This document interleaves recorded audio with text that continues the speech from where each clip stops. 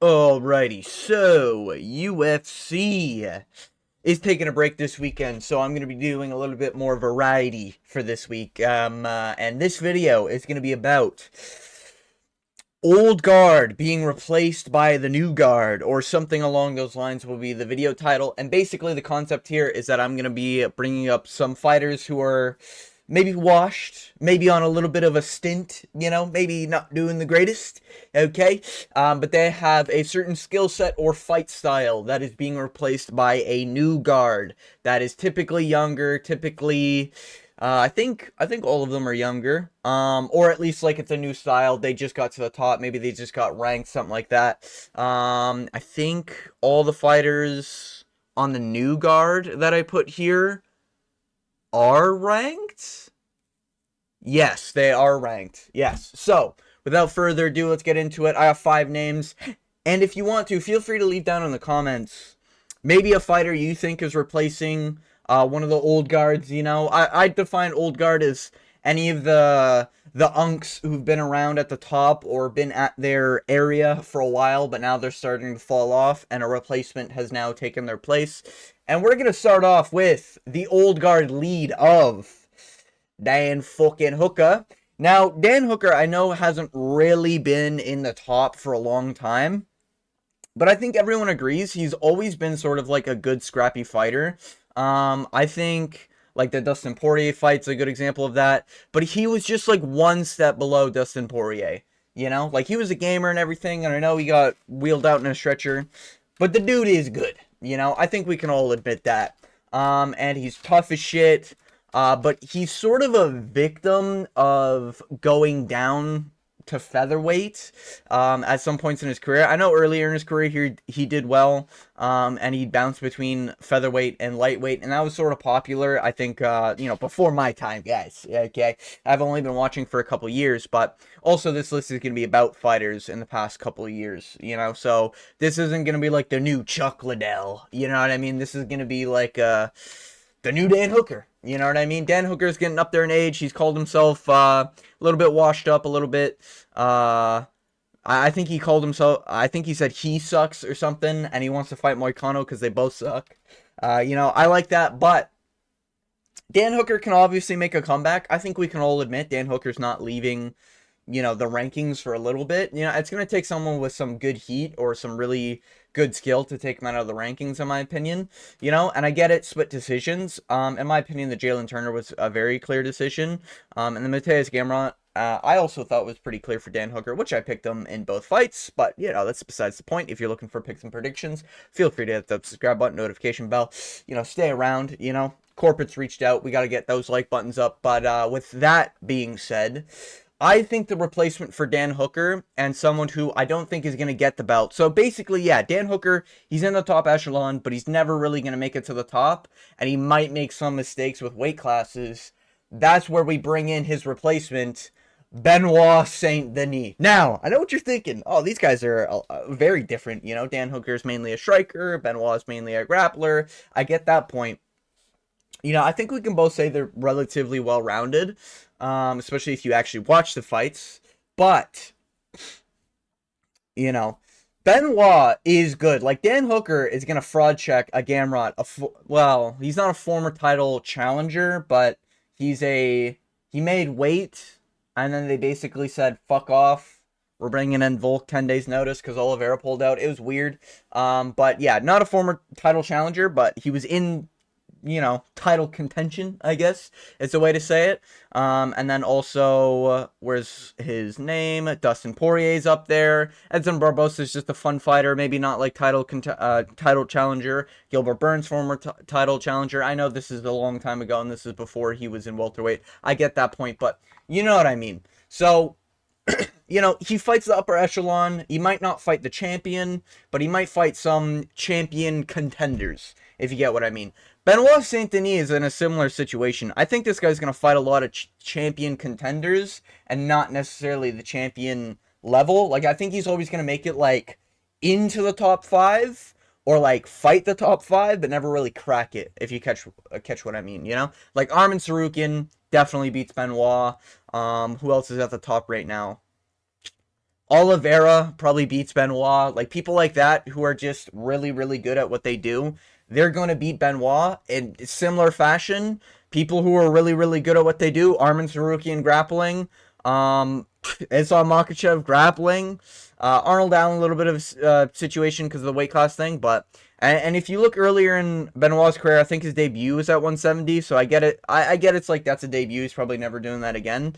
But he did make a bad decision going up a weight class. Might have been short notice at the time. I don't think I was watching at this time, but yeah. So yeah, I think Benoit is going to replace Dan Hooker. Really good. Might get cracked. Might get chinned sometimes. You know, but he will fight the Dustin Poiriers. He will fight the Hanato Moicanos. You know, and sometimes he loses. But other times he fights Beneil Dariush and finishes them in 15 fucking seconds. You know, it happens. But yeah, you know, I don't think Benoit is always going to be the better skilled opponent in the fight. It's just that he will be able to get it done sometimes, you know? Like, Pepperleck was able to do pretty well against him. But then he smoked someone like Steamroller Frivola. It's just how the sport goes. You know, but I do think Benoit probably won't ever get the belt. He's still young. A little bit younger than Dan Hooker. What, 7 years? 6 years? Yeah, 6 years younger. So I think, you know, I think Benoit is going to be up there. You know, I think he's going to hang with the big dogs for quite a while. It's going to take a long time for him to get taken off. And he's going to be fighting a lot of people who are going through the mix of, oh, they just got a title shot. Now, like, if Arman loses, I really think they're going to do Benoit versus Arman if Benoit gets another win. You know? If we're looking at like lightweight, you know, title shots. So yeah, that's my pick for who's gonna replace Dan Hooker in terms of styles, in terms of ranking, stuff like that. And then we move on. All right, to a fan favorite, guys. Hey, some might not even say he's washed, you know, if you ask his fan base. But we got Tai Tuivasa, baby. Hey, people forget, man. Tai Tuivasa had a #1 contenders bout with Cyril Gane. Oh my god, man. What an era it was 3 years ago. Tuivasa. And he was doing his thing until he got illegally dropped via back of the head shots, you know? Like, it's just, it is what it is. But no, well, I just fucking spoiled it. God damn it. Tai Tuivasa. He's just a fat dude who hits hard. And at the end of the day in heavyweight, the skill level's really low. So anyone can really be fat and make it to the top, but where you like have a big difference and where Ty sort of differences, he is weak in the grappling. We know that. I mean, you can look at him and tell he's weak in the grappling, but he's also tough as shit. You know, like the Sergey Pavlovich, I think was one of the only times where he got really fucked up really bad. Like legally fucked up really bad. You know, Cyril Gane legally did it. Volkov was able to mess him up on the feet and then got him down. Tybura got him down. Jairzinho Rosenstruik. This split decision is probably one of the worst decisions in history. It was literally Rosenstruik just winning for 3 rounds, and one of the judges gave all 3 rounds to Tai Tuivasa. You know, it's a weird one. So he's got some weird scorecards. He's a fat dude who hits hard, who's tough. Now, who replaces Tai Tuivasa at heavyweight? You know, I know what you're thinking because there's a lot of fat fucks. You know, there's a lot of fat fucks at heavyweight. A lot. But I think there's one that I've already kind of spoiled that is tough like Tai Tuivasa, who's a good striker, similar to like Tai Tuivasa. He hits pretty hard, you know, showcasing his record. But the difference is he's got good takedown defense. And what was the other thing? Oh, I think he's just better. Like, I think he's just better. He's got some weird scorecards sometimes, but we're talking about where is Waldo Acosta. All right, now, short notice fight against Shamil Gaziev where he was almost a 2-1 favorite. I don't know how the fuck he wasn't a minus like 300, but you know, it is what it is. People like Shamil Gaziev for some reason, trained with Khabib, I guess, but that's about it. Yeah, smoked Shamil Gaziev, made him look like he was crying on the canvas, and then he smoked Ante Deliha after getting eye poked. Sergey Pavlovich, hey, the GOAT, Sergey Pavlovich. We all know Sergey's the next heavyweight champion. Yeah, it's just logic, guys. Yeah, Sergey Pavlovich Really, really good striker, and it kind of does seem like the only people that are going to beat Waldo Acosta at this point are people who are just legit better, like overall better than him. Similar thing with like a Dan Hooker fight, you have to be just overall better than him now. And I think, or I guess with Benoit Saint Denis, yeah, that's kind of how it goes. Like I don't see Benoit just getting randomly chinned, you know. Even in the Poirier fight, you know, Poirier's fucking good. You know, people underrate my boy the Diamond. But yeah, I do think Waldo Acosta, you're going to need someone to either hit like a fucking freight train, Aspinall, maybe, or someone who's just legit better than him for 25 minutes. And Waldo's pretty fucking good. You know, he is just a fat fuck. He kind of has an ab lining when he's in the cage. You know, he's kind of got some abs going on. So maybe he's going to rise himself past the Tai Tuivasa point. But until I see, you know, actual uh, skin tight abs, I'm not gonna fuck this guy's still a fat fuck in my opinion. You're competing at the top level of sport, getting hundreds of thousands of dollars. Now, yeah, he lost to Sergey Pavlovich, but he beat Sergey Spivak. That was impressive. And Sergey Spivak's pretty tricky for a lot of people. He beat Sergey Spivak in an unimpressive performance, or it was impressive him beating Spivak. It was just a little boring because Spivak didn't really do much. Ryan Spann fucking sucks. He didn't belong in there with a guy like Waldo. And Waldo kind of is like beating these people that he should be smoking. You know, Ryan Spann beat Robelis to Spain. That was a hot prospect at the time. You know, Andrei Arlovsky arguably won that fight. You know, I think when you look at the numbers, Andre landed more. I want to say the leg kicks were kind of insane. If that's the fight, I'm pretty sure I'm thinking of the right fight. But yeah, he's been kind of on a heater, very active, Waldo. And I do think he's sort of replaced Tai Tuivasa. He's able to make it to the top, and there's not really any way of, I guess, beating him unless you're just straight up better than him. You know, like you're not chinning him legally unless you're Shogun, you know, or Ante Delisha with eye pokes, nearly thinking that he got a finish. You know, like you literally have to legally knock him out in order to get him out of there. And then, yeah, you just have to beat him like round by round, you know? And when you look at heavyweights, like there's not a lot of fucking options here, guys, you know? Like Taliesin Teixeira is just a big dude who doesn't fight often. Walter Walker's sick. You know, maybe Walter Walker could be the next fucking, what's that guy's name? Paul Harris, whatever the guy was who latched on to submissions and wouldn't let go. You know, Walter Walker, I guess, is there. Mick Park. Oh my god, I can't even fucking say it properly. Mick Parkin. Okay. Yeah, he's just a fat fuck who doesn't really have heat in his hands, so I didn't want to compare him to Ty. Ty was at least like finishing people for a little bit. Where was I? Yeah, Ty was finishing people for a little bit. You know, the Derek Lewis, that guy, the Greg Hardy, like he was on a nice finishing streak, so that's why I wanted to give some credit to Waldo. I hate Waldo. This guy yaps a lot. This guy does salsa dances in the octagon while arguably losing rounds. Like, he's kind of getting judges' treatment, and, you know, that's another reason why I wanted to compare it. That split decision where the judge gave 3 rounds to Tai Tuivasa was crazy. But yeah, with that being said, we move on to the next one. Jon Jones. Yeah. Well. We're talking about light heavyweight Jon Jones here. Okay, guys. The one who took Anthony Smith to 5-round decisions. Okay.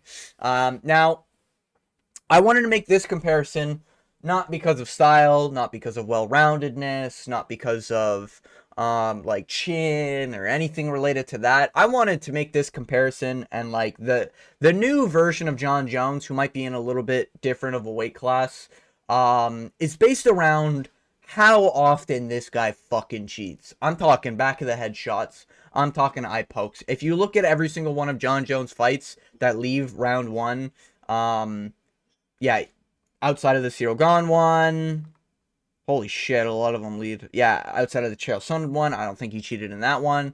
But there's always an eye poke. There's always a back of the head strike that nobody calls out, but he just does it.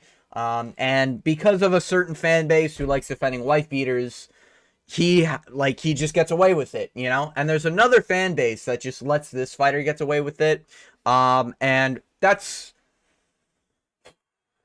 you know, it is what it is in Big 2025 at the end of the day. But Someone who cheats as often as Jon Jones really should be in their own category, and that is Nasruddin Imavov. Okay, a guy that I don't really hate too much, or I kind of do.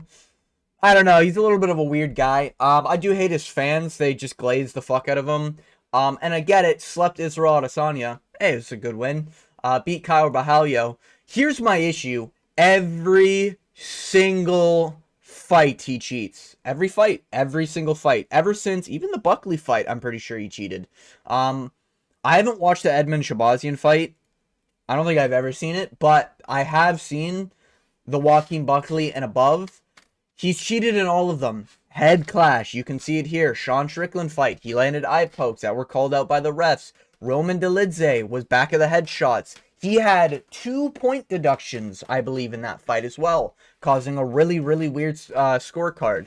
I believe it was 2-point deduction. It might have been, for sure it was 1. It might have been 2, for the same reasonings. And when you hear the ref is screaming at him, watch the back of the head, watch eye pokes. Jared Cannonier also landed some illegal eye pokes. Brandon Allen. I'm pretty sure there was back of the head shots when Brandon Allen was on a takedown. Israel Adesanya, the eye poke that led to the finish. Kyle Bahalio, eye poked him 3 times, got called out for it once, the first time, and the ref was like, do it again, we reduce a point. Oh, he does another eye poke. Oh, and he does another one. And we just don't punish him. To be fair, Kyle Bahalio did do an eye poke as well. But yeah.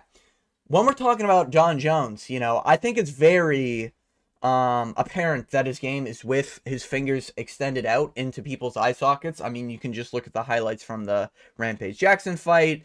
You can see how often he cheats with drugs with the Daniel Cormier fight, and he's popped for other things before, causing fights to be delayed. So I think Nasruddin Imavov is the same type of cheat, and I think it's almost every single fight you can guarantee a cheat. Now, you can't guarantee a point reduction, because this is just how the sport works. When they're trying to promote a fighter, they will not allow them to have a point deduction. It just won't happen. You could eye poke them, groin shot them, and fucking back of the head strike them all within the same combination, and the refs just don't care because they want them to win the fight. It is what it is. It's how the sport works.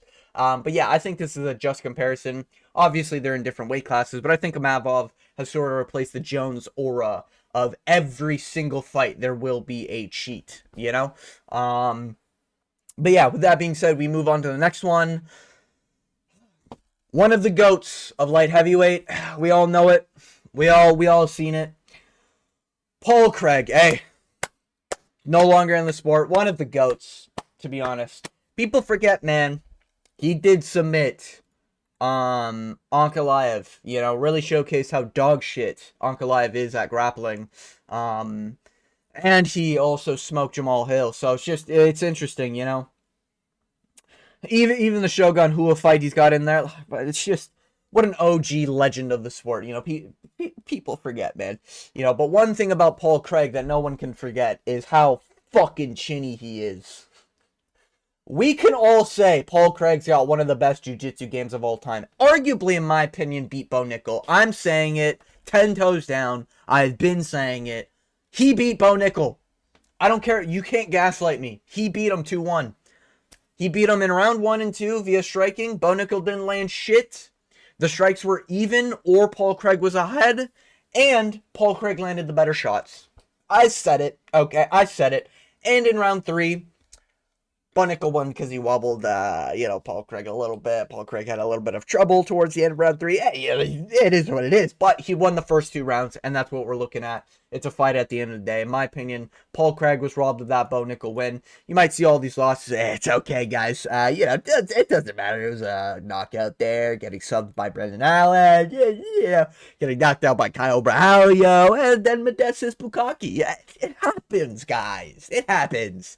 You know, he did put the fear of God into Adolfo Bellato. That was the weird stoppage where Bellato thought he saw Jesus for a second, but it turned out to just be the GOAT, Paul Craig. Rightfully, he was terrified. I think any man would have been if Paul Craig was in there. Now, there's only one fighter in my mind that is almost always the better fighter in the fight in terms of skill, but his chin just holds him back. At least recently, that's sort of in the kind of mid to low rankings, I'd say, and it's probably going to be there for a little bit. And he might not be that young, but I think he's roughly the same sort of title. He might even retire soon. Beneil Dariush. Hey, we love Benny. All right, we love Benny. Yeah, he just doesn't have a fucking chin. And I get it. He got knocked out via Charles Oliveira. That's not a bad loss in hindsight. You know, but he was the favorite, and then he got fucking smoked. You know, you just hate to see it. But that's a one-off thing. You know, we can forget he got knocked out to Alexander Hernandez. We can forget he got wobbled pretty bad to Drakkar Klose. Almost finished there. He's been in a lot of trouble with the striking. You know. But when it comes to grappling, he is one of the best grapplers in the UFC. Like, if we're talking about MMA grappling, reversals, takedowns, and ability to hold someone on the ground, Beneil Dariush, in my opinion, is pound for pound like number 5. But when you add in the zero chin HP, it's hard to put him up there. You know what I mean? So that's kind of where he's been struggling. The Renato Moicano fight, he would have lost. He won. Hey, shout out to him. I didn't pick him to win that fight. He did win that fight. But he almost lost in round 1, got dropped real bad to Renato Moicano. I don't like seeing that, you know? Smoked by Arman Tsarukyan, out cold via 3 punches, and Beneil just smoked him in 15 seconds.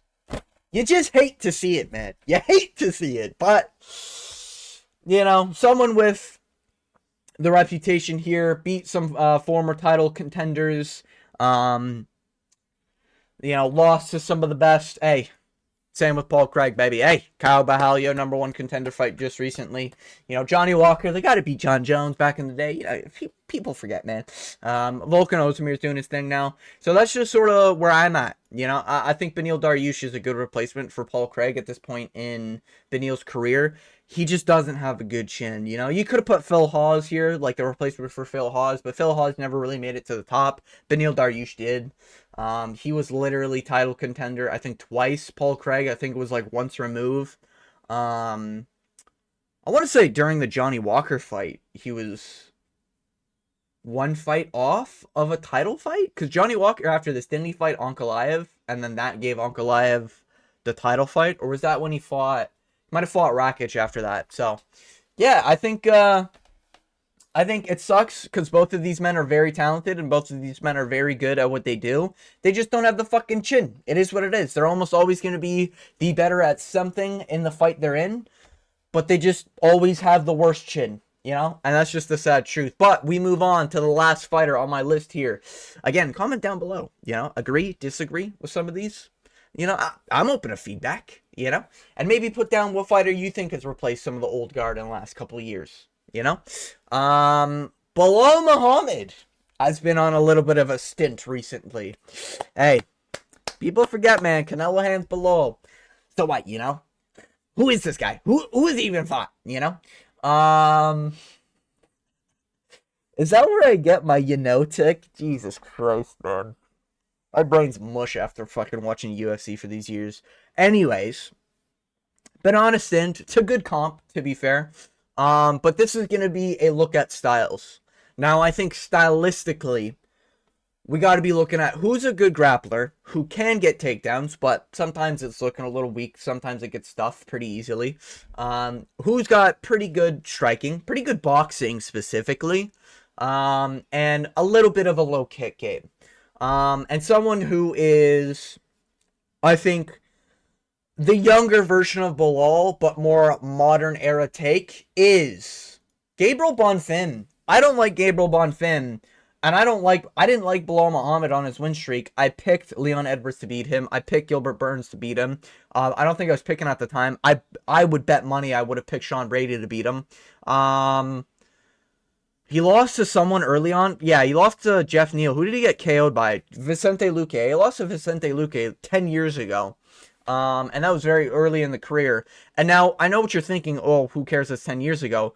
Bonfim did lose his debut. That was his debut, right? No, that wasn't his debut.